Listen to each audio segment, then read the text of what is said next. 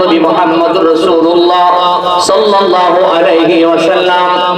আল্লাহ রাব্বুল আলামিন বলেন, হাবিব আপনার জবানে আপনি জানিয়ে দিন, আসআলুকুম আলাইহি আজরান, আপনার জীবনে ইসলামের জন্য, দ্বীনের জন্য যত ত্যাগ স্বীকার করেছেন, যত কষ্ট করেছেন, উহুদের ময়দানে দন্ত মোবারক শহীদ করেছেন নবী গো,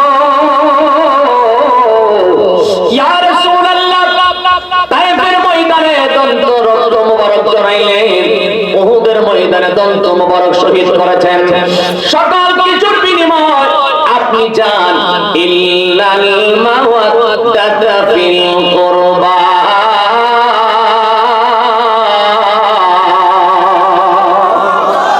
আল্লাহ রাব্বুল আলামিন বলেন, হাবিব সব কিছুর বিনিময় আপনি জান আহলে বাইতের ভালোবাসা। এই চলতা রাসূলপুরের মুসলমান মনোযোগ দিয়ে শুনবেন, দুনিয়ার জমিনে আল্লাহ রাব্বুল আলামিন আপনার আমার নবীর উপর যে কোরআন নাযিল করেছেন, ওই কোরআনুল কারীমের মধ্যে আল্লাহ পরিষ্কার জানায়া দিলেন, হাবিব আমি চাই আহলে বাইতের ভালোবাসা। এটার দ্বারা প্রমাণ হয়ে গেছে নবীর আহলে বাইত এমন একটা সম্পদ, যে সম্পদের কথা আল্লাহ কোরআনুল কারীমে ঘোষণা করে দিয়েছেন। শুধু তাই নয়, আপনার আমার নবী পবিত্র জবান মুবারকে বলেছেন, আহলে বাইতের সাফিনাতুন নূহ, আমার আহলে বাইত হলো নূহ নবীর কিস্তির মতো। সুবহানাল্লাহ। কষ্ট হচ্ছে আপনাদের? ভালো করে শুনবেন, আমার নবী যে বলেন আহলে বাইত হলো নূহ নবীর কিস্তির মতো। আল্লাহ রাব্বুল আলামিন আয়াত ডাইরেক্ট নাযিল করে দিলেন, যার দ্বারা বোঝা যায় দুনিয়াবাসী রে, জগৎবাসী, নবীর আহলে বাইত এমন একটা সম্পদ, যে সম্পদের কথা আল্লাহ কোরআনুল কারীমে ডাইরেক্ট হুকুম করে দিয়েছে। বাবার ভাইরা মাটা হলো শাব্দিক অনুবাদ। এবার তাফসীরের ব্যাখ্যার ভিতরে যাই, মনোযোগ দিয়ে শুনবেন। মাহফিলটা কবরবাসীর স্মরণে মাহফিল, আমি সেই দিকে লক্ষ্য রেখে আলোচনা করার চিন্তা ভাবনা করেছি। তবে আহলে বাইতের আয়াতটা কেন বললাম, বিবেক দিয়ে বুঝবেন। দুনিয়ার জমিনে কাজ বাতাস মুখরিত করে শরীরের সব সকল শক্তিগণকে উদ্ধার করে একসাথে চিৎকার করে বলে আলহামদুলিল্লাহ, মারহাবা, খুশি হয়ে গেল। এত করে বুঝো না মাহফিল চলতেছে, না মারহাবা। আশেক প্রেমিক এমন হয় দরকার, কারণ সুন্নি মানে গরম, সুন্নি মানে নরম। আমরা নরম পছন্দ করি না, আমরা মরলে মরতে রাজি আছি, তারপর নবীর পক্ষে থাকবো ইনশাআল্লাহ। ঠিক না? ঠিক। আমরা ইসলাম পাইছি ওলিদের দ্বারা, নাকি বানাই বলতেছি? ইসলাম পাইছি ওলিদের দ্বারা। এই জন্য আমরা আল্লাহ নবীদেরকে জীবনের চাইতে বেশি বেশি ভালোবেসে মানবো। আমরা জানি নবী ছাড়া কোন নবী কোন জান্নাতে যাইতে পারবে না। এই জন্য নবীকে আমরা মানি, আল্লাহকেও মানি। তোমরা যারা নবী মানো না, ওলি মানো না, এটা তোমাদের ব্যাপার। তবে আমরা ব্যাপারে নাক গলায় তাইও না। তোমার ভালো লাগলে খাও, নাইলে সব মকায়া চাও। কথা বুঝো না? ভালো লাগলে খাও, নাইলে সব মকায়া চাও। আমরা ভালো লাগে, আমরা জীবন দিয়েই রাসূলকে ভালোবাসবো। এই জন্য নুরুল ইসলাম ফারুকীরে লক্ষ লক্ষ কোটি কোটি টাকার অফার দিছিল। নুরুল ইসলাম ফারুকী বলছে, টাকার কাছে আমি ঈমান বিক্রি করব না। তিনি শহীদ হয়ে গেছেন। ঈমান আমার যদি করবে গেছে ঈমান দেই নাই। বাকি বিল্লাহ জালালিকে তারা গুম করে ফেলেছে, আজও পর্যন্ত তার সন্ধান পাই নাই। কথা কি বোঝা যায়? এইভাবে তাদের পূর্বপুরুষরা জনম জনমই চালাইছে। কিন্তু সুন্নিদের একটা অভ্যাস হলো, তারা যদি জীবন চলে যায়, জীবনের মায়া ছাড়তে পারবে, কিন্তু তারা ঈমান দিবে না। এবার সুন্নি গরিব হোক আর ধনী হোক, অন্ততপক্ষে এই জিনিসটা আমাদের ভিতরে আছে। আল্লাহ কবুল করুন, আমিন বলেন।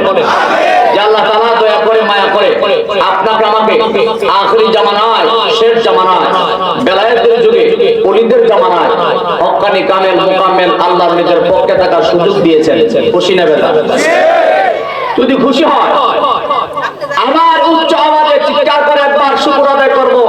মাইকের আওয়াজ যতটুকু পর্যন্ত যায়, আল্লাহ প্রেমিক, রাসূল প্রেমিক, ওলি প্রেমিক, মুমিন মুমিনাত, মুসলিম মুসলিমাত সবার কল্যাণে মানুষ যেন বুঝতে পারে নবীর আশিকের হাল কি অবস্থা আজকে চন্দার মাহফিলে চলতেছে। চিৎকার করে বলে আলহামদুলিল্লাহ, তাকবীর, আল্লাহ, রিসালাত।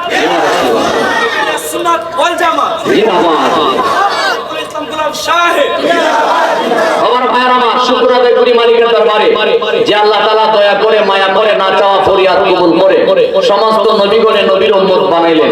খুশি না বেজা?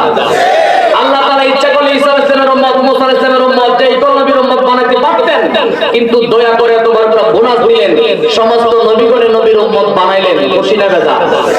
যদি খুশি হয় থাকি, মনে যদি কষ্ট না হয়, শরীরের সবটুকুন শক্তি কণ্ঠে উদ্ধার করে মদিনার সরকারে মদিনার প্রেমে মশগুল দেওয়া হয়ে চিৎকার করে বলে আলহামদুলিল্লাহ। বাবার ভাইয়ের আমার, আজকের মহতি মাহফিলে যিনি সম্মানিত সভাপতির আসন অলঙ্কৃত করেছেন, পীরে তরিকত রহনুমায়ে শরীয়ত মুর্শিদে বরহক আল্লামা আলহাজ সৈয়দ আব্দুল আউয়াল বুলবুল সাহেব মাদ্দাজিল্লাহুল আলী বারাকাল্লাহু ফি হায়াতিহি ওয়া ইলমিহি মহব্বতে পড়েন আমিন। আজকের মহতি মাহফিলে যিনি সম্মানিত সভাপতি সহ সভাপতির আসন অলঙ্কৃত করেছেন জনাব আলহাজ হযরত মাওলানা কারি আবু তালিব সাহেব সাবেক ইমাম গাদ্রাজুর মোল্লাবাড়ি জামি মসজিদ, আল্লাহ তিনার হায়াতে রিজিকে এলেমে বরকত দান করুন, বলেন আমিন। বাবারা আমার, দোয়া করলে কোনো লস নাই, দোয়া করলে কোনো লস নাই। আমার নবী কাফেরের জন্য দোয়া করেন। এক সাহাবী কই, হুজুর এত কাফের দোয়া করার দরকার কি? আমার নবী কই, দোয়া করছি কি লাগি তুমি বুঝতা না, আমি দোয়া করছি মুসলমান হয়ে যাবো গা। কন্না সুবহানাল্লাহ। অতএব আপনার দুশমনের জন্য যদি আপনি দোয়া করেন আপনার কোনো লস, তবে দোয়ার কিছু সিস্টেম আছে, নবী দোয়ার সিস্টেম শিখিয়ে দিয়ে গেছে। এটা বলতাম দিলে লম্বা হয়ে যাবে। আচ্ছা, আমি আমার মূল কথার মধ্যে ফিরে যাই। আজকের মহতি মাহফিলে যিনি প্রধান অতিথি, সারা বাংলার সৃষ্টিকারী প্রখ্যাত আলিম দ্বীন মুজাহিদ আহলে সুন্নাত, আমার অত্যন্ত মহব্বতের ভালোবাসার একজন আলেম, আমার মহব্বতের ভাই মাওলানা সাহেব মুফতি নাজমুল হোসেন তাহিরি সাহেব, শিক্ষক মাদিনিয়া গাউসিয়া দাখিল মাদ্রাসা, আল্লাহ ভাইয়ের হায়াতে রিজিক এলেমের মধ্যে কোটি কোটি বরকত দান করুন, বলেন আমিন। আজকের মাহফিলে ইতিপূর্বে আমার পূর্বে যিনি সুললিত ভাষায় আলোচনা করেছেন আমার অত্যন্ত আদরের ছোট ভাই মাওলানা হাফেজ আশরাফুল ইসলাম মুজাহিদি সাহেব, আল্লাহ তাকে দেশ বরেণ্য আলেম হিসেবে কবুল করুন, বলেন আমিন। আলোচনা করেছেন ইতিপূর্বে বিশেষ বক্তা হিসেবে হযরত মাওলানা মুফতি আনোয়ার হোসেন আল কাদরি সাহেব, ইমাম ও খতিব চুলটা মকরমপুর জামি মসজিদ, আল্লাহ তিনার হায়াতে রিজিকে এলেমের মধ্যে বরকত দান করুন, বলেন আমিন। আমন্ত্রিত উলামায়ে কেরাম যারা রয়েছেন, আপনারা যদি কষ্ট না নেন, আমি তাদের নামটা মাইকে নিতে চাই, কারণ আলেম ওলামার নাম যদি মাহফিলের পোস্টারে থাকে, তাদের নামটা না নিলে তাদের অন্তর কিছু না কিছু হলে একটু কষ্ট আসে, যে ছোট করে দেওয়া নেই আমরা নাম রাখে বলছে ওই না। কিন্তু আলেম শিক্ষার দিকে কেউ বড় হইতে পারে, ছোট হইতে পারে, কিন্তু প্রেমের দিকে সে আমার চেয়ে বড় হইতে পারে। আমার ওয়াজ বুঝেননি? রিকশা ড্রাইভার আমার চেয়ে বড় হইতে পারে, কারণ সে যদি আমার মদিনাওয়ালা রাজি করে পালায়, যদি সে মসজিদের সাধন বদন কইরা নেয়, সে আমার চেয়ে দামি হয়ে গেছে। এই জন্য আজকের মাহফিলে যারা আমন্ত্রিত উলামায়ে কেরাম আলোচনা করেছেন হযরত মাওলানা মনির হোসেন আশিকি সাহেব, হযরত মাওলানা নুরুজ্জামান আল কাদরি সাহেব, হযরত মাওলানা তরিকুল ইসলাম সাহেব, হযরত মাওলানা শাহাদাত হোসেন সাহেব, হযরত মাওলানা হাফেজ নাসিরুল্লাহ সাহেব, হযরত মাওলানা বাসির আহমদ সুরুজি সাহেব, হযরত মাওলানা জয়নাল আবেদিন সাহেব, ও যে আমার জয়নাল আবেদিন ভাই, এ ভাই নি ঠিক আছে নি? আলোচনা করেছেন হযরত মাওলানা সাইফুল ইসলাম সাহেব, হযরত মাওলানা হাফেজ শাহিনুল ইসলাম শাহিন সাহেব। মাহফিল পরিচালনায় যিনি রয়েছেন আমার অত্যন্ত আদরের স্নেহের মাওলানা হাফেজ আব্দুল্লাহ আল মুবিন সাহেব। আমি অপরাধী গুনাহগার, আমার জীবনে প্রথম আমি 3 মাস ইমামতি করেছিলাম নরসিংদী নীলক্ষা, এটা বেলাবর থানা না, না ওই নীলক্ষা বেলাবর থানা, নরসিংদী নীলক্ষা দুই জায়গা, একটা রায়পুরা থানা, একটা বেলাবর থানা। ওই বেলাবর থানার যে মাদ্রাসা নীলক্ষা যে হাফিজিয়া সুন্নিয়া মাদ্রাসা, আপনাদের দোয়ায় আমি গুনাহগার, সে মাদ্রাসাটা আল্লাহ করার সুযোগ দিয়েছে। এটা টাকা আমি দেই নাই, জমি আমি দেই নাই, আমি শুধু এইটুকু করছি, সবার দ্বারা দ্বারা বলছি 3 মাস ছিলাম। আমি বলছি ভাই সুন্নিয়ত টিকাইতে গেলে মাদ্রাসা ছাড়া উপায় নাই। কথা বলো বেমজা লাগছে? কারণ আমাদের সমাজে অনেক মানুষ পীরের মুরিদ আছে, সুন্নিয়ত বুঝে, কিন্তু তার খুব ওয়াহাবি হয়ে গেছে, আছে না নাই? এই জন্য সুন্নি মাদ্রাসা দরকার আছে। সুন্নি মাদ্রাসা থাকলে সে আলেম বড় হোক আর না হোক, বুঝেন না? সবাই কিন্তু ঠিক কয় না। বাবার আমার ওই যে নীলিকা মাদ্রাসার যিনি বর্তমান হাফেজ হিসেবে যিনি রয়েছেন, আমার অত্যন্ত আদরের হাফেজ মাওলানা আব্দুল আল মুমিন সাহেব, সেই মাদ্রাসার সে দায়িত্বে এখন আছে। আল্লাহ তাআলা তার হায়াত রিজিক এলেমের মধ্যে বরকত দান করুন, বলেন আমিন। প্রিয় হাজিরিন, আয়োজনের জন্য আহলে সুন্নাত ওয়াল জামাত সৌজন্যে কবির আলমগীর হোসেন সহ পোস্টারে যাদের নাম রয়েছে, মঞ্চে অবশিষ্ট যোগ্য ব্যক্তিবর্গ, সামনে বসে আছেন মুরব্বী বাবারা, যুবক ভাইরা, পর্দার অন্তরালে হাজার হাজার মা বোনেরা যারা যেখান থেকে শুনছেন, সকলের মধ্যে দোয়ার নিয়তে আমি আরেকবার সালাম আরজ করছি, আসসালামু আলাইকুম ওয়া রাহমাতুল্লাহ। প্রিয় হাজিরিন, এদিক সেদিক নয়, মূল কথাগুলি বলবো। আপনাদের কি মনোযোগ নষ্ট হয়ে গেছে? এদিক সেদিক তাকাবেন না, খুব খেয়াল করেন, ঠিক আছে? মাওলানা এদের চেয়ারটা সুন্দর হয়েছে, কারণ চেয়ার খালি রাখলে আমরা দোষ। কথা বুঝেন না? মামা চেয়ারটা খালি রাখলে দোষ, ও সুন্নিরা চেয়ার খালি রাখে নবী আমি বলব। আচ্ছা, কোন পয়দার পরে জীবনে এমন কাহিনী আমরা পড়ছি কোনদিন? চেয়ারে এক সময় একজন উঠবে, একজন বসবে, এটা কি আমরা অপরাধ দিছি? ওই সুন্নিরা চেয়ার ছেড়ে নবী আমি বলছো, বন্না নাউজুবিল্লাহ। আরে তো প্রভু চেয়ার কি তোর অন্য নবী লাগি? হ্যাঁ, নবী রাহমাতাল লিল আলামিন আমার নবী বলছেন, ফাতারাফা আলিয়াত দুনিয়া ফানজুর ইলা কাফি হাদা, আল্লাহর খুদার হুদাই থেকে হাতের তালু যেইভাবে পরিষ্কার দেখা যায়, আমি রাসূল খুদার হুদাই থেকে এইভাবে পরিষ্কার দেখতে পাই। নবীজি বলেন, হাতের তালু যেইভাবে পরিষ্কার দেখা পায়, খুদার জগৎ থেকে আমি এইভাবে দেখতে পাই। নবী কি কোনো অনুযায়ন লাগে? সব নবীর চোখের সামনে। ওয়াজ বুঝেন না? তাইলে নবীজি মক্কা মদিনায় নয়, শুধু এই চুলটার জমিনে আশিকের রাসূল যদি মদিনাওয়ালার প্রেমে ফানা হয়ে যায়, মদিনার কামলে আবার তার চোখের সামনে হাজির হয়ে যায়, এমন হাজার হাজার নজিরবিহীন ঘটনা আছে। কত আশিক প্রেমিকের সঙ্গে নবীর দিদার হয়ে গেছে, নবী আসতে পারেনি। বাবার আমার, আমি আমার মূল আলোচনার মধ্যে ফিরে যাই। আমি জানি না আমার কতটুকু সময় পাবো, আমি কিন্তু এখনো আলোচনায় যাই নাই। মাহফিল কর্তৃপক্ষকে বলবো, জীবনের প্রথম যখন আল্লাহ সুযোগ দিছে, আমার একটু সুযোগ দিয়ে না, আমি দুইটা কথা কইতাম পারি। রাগ করছেন নাকি? খেয়াল করেন, এদিক সেদিক নয়, মূল কথাগুলি বলবো। আল্লাহ তাআলা কুরআন কারীমে ইরশাদ ফরমান, বিসমিল্লাহির রাহমানির রহিম,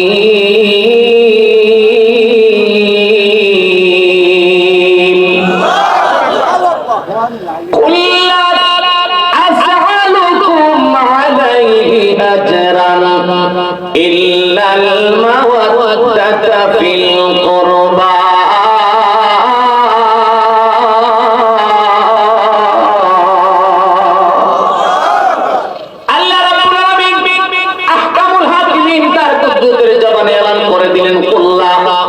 এই কোলের ফাইল হলো আপনার আমার নবী মুহাম্মদুর রাসূলুল্লাহ সাল্লাল্লাহু আলাইহি ওয়াসাল্লাম।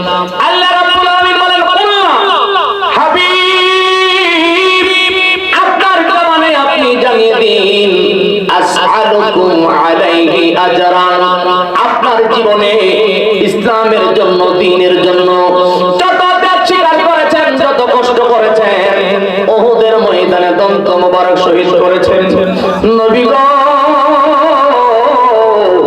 ইয়া রাসূলুল্লাহ, তায়েফের ময়দানে দন্ত রক্ত মোবারক জড়াইলেন, উহুদের ময়দানে দন্ত মোবারক শহীদ করেছেন, সকল কিছুর বিনিময় আপনি জান ইল্লাল মাওয়াদ্দাতা ফিল কুরবা,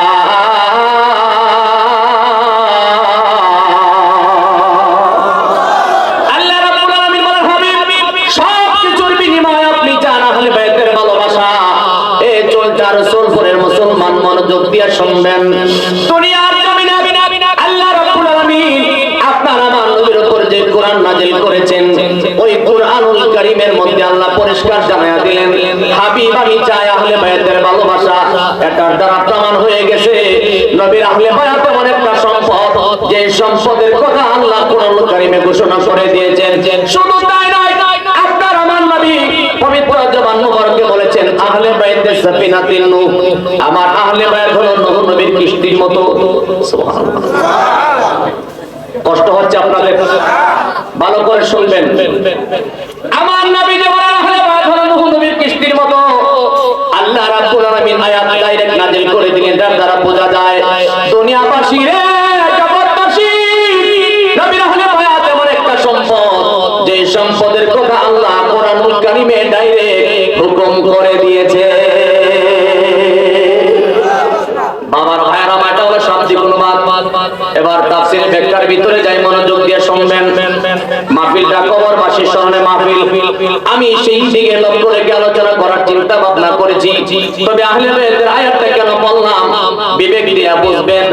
দুনিয়ার জমিনে স্কুল, কলেজ, ইউনিভার্সিটি, বিশ্ববিদ্যালয়, মাদ্রাসার মধ্যে প্রত্যেকটি চ্যাপ্টারের ভিতরে দেখা যায় ইসলামিক বইয়ের ভিতরে নামাজের কথা আছে, রোজার কথা আছে, হজের কথা আছে, যাকাতের কথা আছে, কিন্তু আহলে বাইতের কথা ও আজকে আপনারা বুঝেন না? বুঝলে একটু হুহা করেন, বড় বড় মানুষের জন্য কথা বলতেছি। বিবেক দিয়ে বুঝবেন। আপনি কলেজের ভিতরে যত ইসলামিক বই আছে, ওই ইসলামিক বইয়ের ভিতরে নামাজের কথা, রোজার কথা, হজের কথা পাইবেন, যাকাতের কথা পাইবেন, কিন্তু সেখানে আহলে বাইতের কথা নাই। স্কুলের বইয়ের ভিতরে প্রত্যেক বিষয়ে কথা আছে, আহলে বাইতের কথা নাই।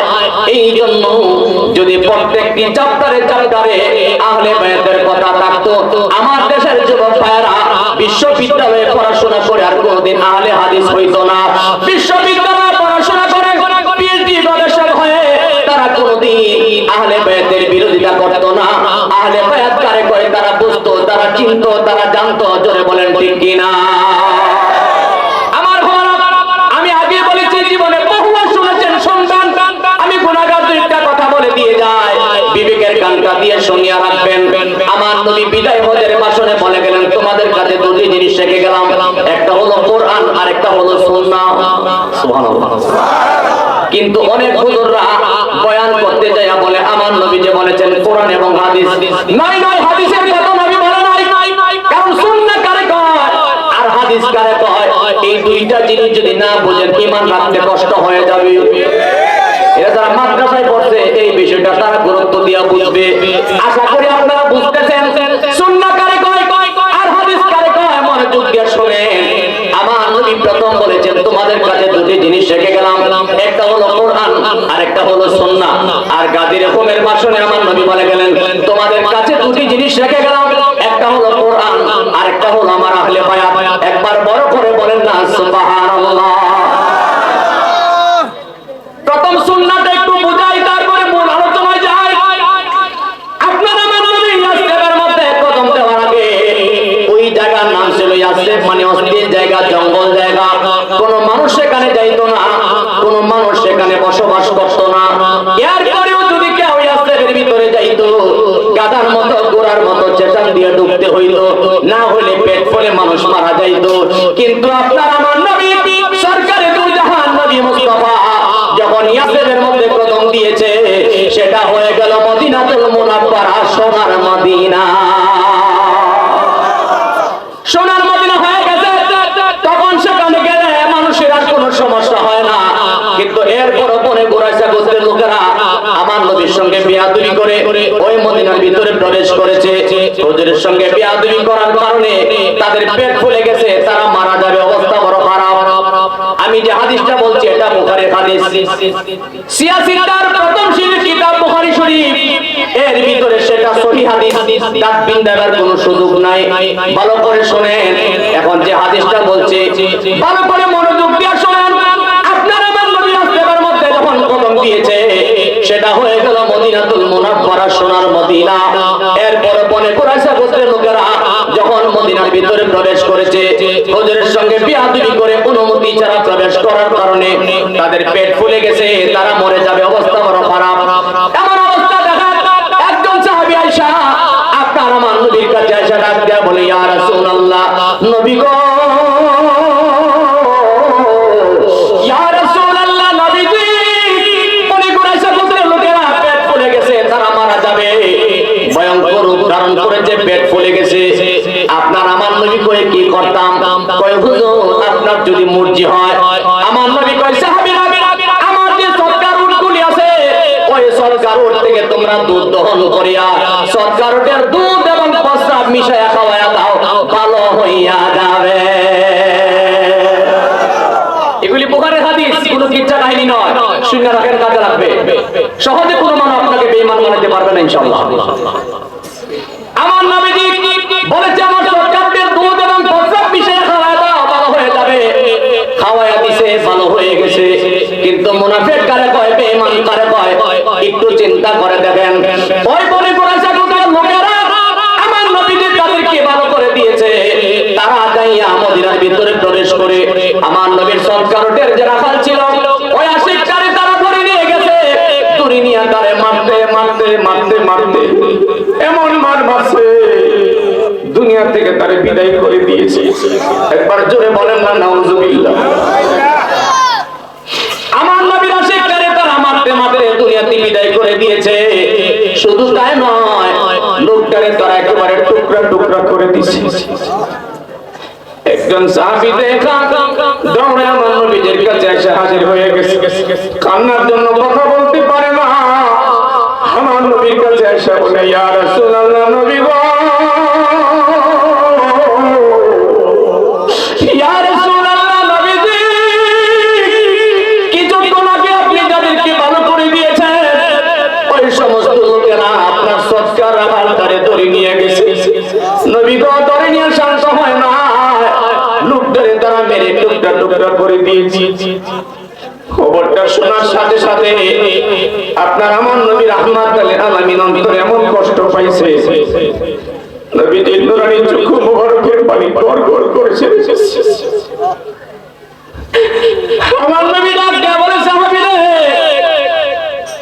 তারা কেমন মানুষ রে, আমার সরল সাহাবীরা তারা কেমনে মেরে ফেলছে। মারছে তো মারছে, আবার টুকরা টুকরা করে দিছে। সেদিন আমার নবী মনে কষ্ট পাইয়া সেদিন সাহাবীদেরকে বলেছিল, এ সাহাবীরা শুনিয়া দাও, আমি রাসূল তোমাদেরকে আদেশ করে দিলাম, যেইভাবে আমার সরল সোজা সাহাবীদের টুকরা টুকরা করে দিয়েছে, তোমরাও তাদেরকে ধরে টুকরা টুকরা কইরা দাও। সেদিন আমার নবী রাগান্বিত হয়ে বলেছিল, তোমরাও তাদেরকে টুকরা টুকরা করে দাও। আপনার আমার নবীর জবান মোবারক থেকে বাহির হইতে দেরি হয়েছে, সাহাবায়ে কেরাম একটা সেকেন্ড দেরি করে নাই। জোরে বলে আল্লাহু আকবার। সাহাবায়ে কেরাম কেমন মনমন্ত, সাথে সাথে চোখের পলকে দৌড় মারছে। নবীর হুকুম পালন করিয়া আমার নবীদের সামনে যখন হাজির হয়ে গেলেন, এমন সময় আপনার আমার নবী ডাক দিয়া বলে, সাহাবীরা রে, এই সাহাবীরা শোনো, আজকের পর থেকে তোমাদেরকে সাবধান সাবধান করে দিলাম, আর আজকের পর থেকে কোনোদিন খুনের পরিবর্তে খুন করা যাবে না। কথা কি বুঝতেছেন? এটাকে বলে সুন্নাহ। অর্থাৎ আগের হাদিসে আমার নবী বলছে তোমরা তাদেরকে টুকরা টুকরা করে দাও, আর পরের হাদিসে আমার নবী বলছে সাবধান, আজকের পর থেকে আর খুন করা যাবে না। ঘুমাই গেছে, আর খুন করা যাবে না, এটাকে বলে সুন্নাহ। অর্থাৎ এক হাদিস দ্বারা আরেক হাদিস রহিত হয়, নসিহত মঞ্চ যদি না বুঝে তাহলে তো তার জন্য বিশাল বড় মুশকিল। এক হাদিস দ্বারা আরেক হাদিস রহিত হয়। নবী আগের হাদিসে বলেছে তোমরা টুকরা টুকরা করে দাও, পরের হাদিসে বলেছে সাবধান, আর কোনোদিন খুনের পরিবর্তে খুন করা যাবে না, এটাকে বলে সুন্নাহ।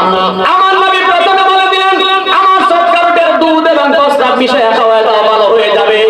ভালো হয়ে গেছে। এরপরে আমার নবী বলে, সাহাবীরা রে, সাবধান সাবধান, উটের প্রস্রাব খাওয়া তো দূরের কথা, আর তার কাছেও যাওয়া যাবে না। এটাকে বলে সুন্নাহ, এটাকে বলে অর্থাৎ পরের হাদিস দ্বারা আগের হাদিস কি হয়ে গেছে? রহিত হয়ে গেছে। কিন্তু কথা বলে না কি হয়ে গেছে?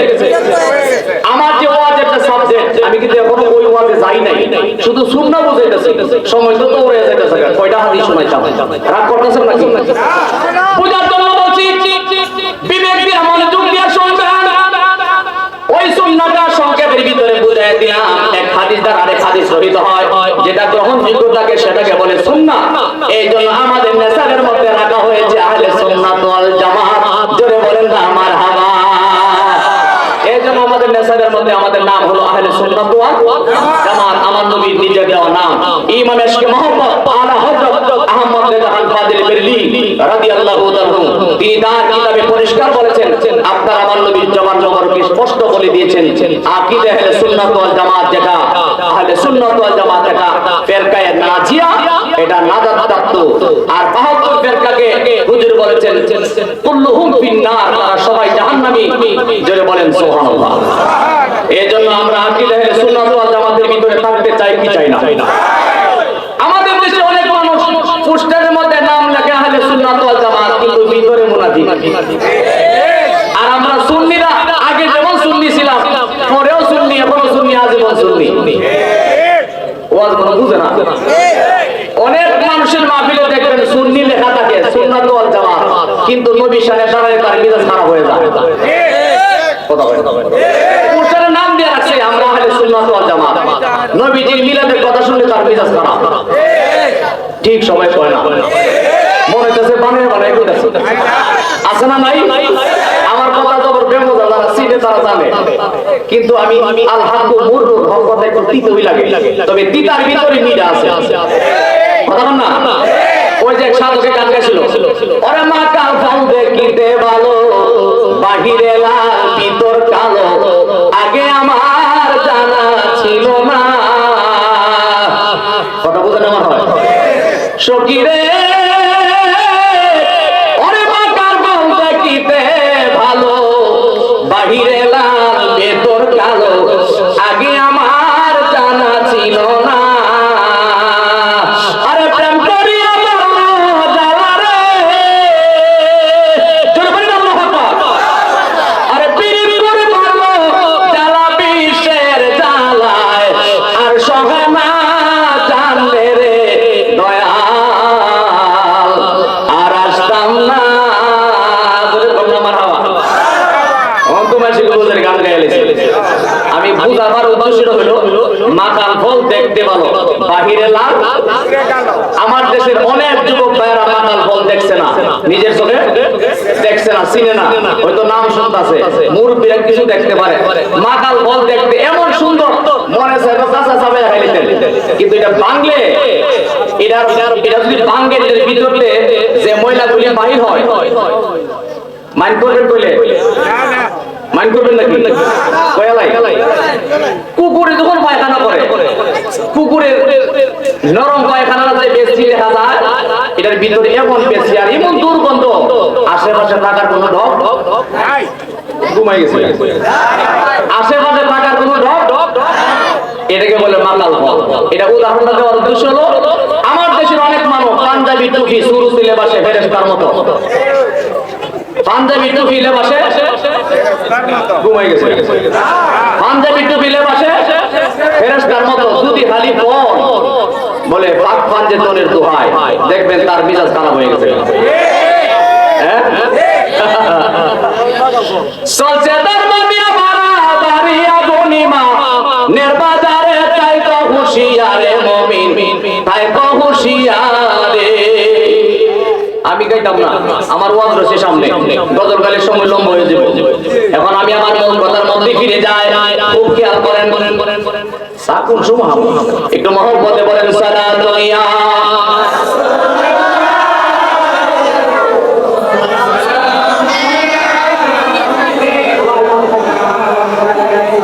সালাতু ইয়া রাসূল, সালামুন ইয়া হাবিবাল্লাহ, আল্লাহুম্মা সাল্লি ওয়া সাল্লিম ওয়া বারিক আলাইহি। জোরে বলেন না মারহাবা।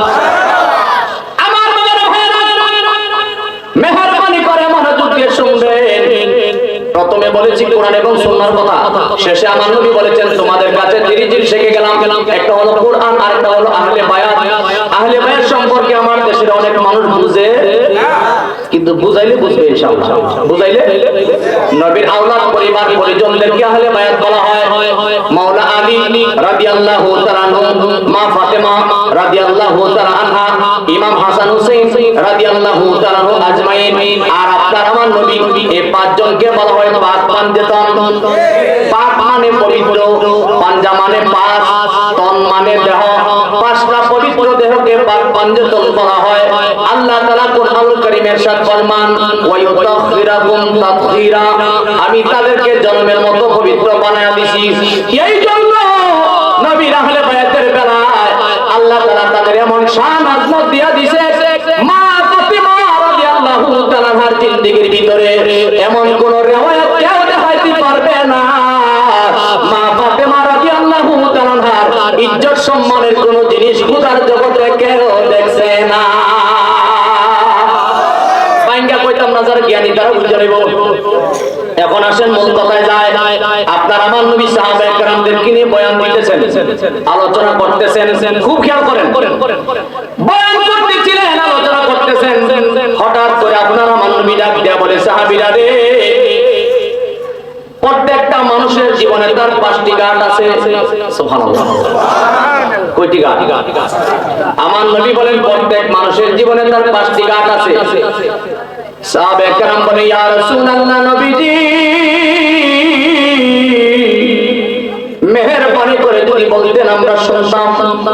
আমার নবী কয়, প্রথম ঘাট হলো তোমার মরণের সময়। সুবহানাল্লাহ। 2 নম্বর ঘাট তোমার কবর, 3 নম্বর ঘাট তোমার হাসর, 4 নম্বর ঘাট তোমার মিজান, 5 নম্বর ঘাট তোমার গোলছাড়া।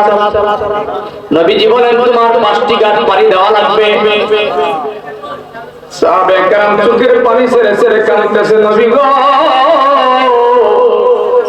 ইয়া রাসূলুল্লাহ, সে ঘাটগুলো আমরা কেমনে পাড়ি দেব? আমার নবীজি ডাকতে বলে, সাহাবীরা রে, প্রত্যেক মানুষের জীবনে ঘাটগুলি পাড়ি দেওয়া লাগবে। একজনটা রাসূল করে মুসলমান, আপনারা বিবেক থেকে বলেন 5টি ঘাট আমাদের পাড়ি দেওয়া লাগবে কি লাগবে না? এটা কবরবাসীর মাহফিল, এই জন্য কবর হাসর সম্পর্কে আমি হাদিসগুলি শোনায় দেয়া যায়, ভালো করে মনোযোগ দিয়ে শুনবেন।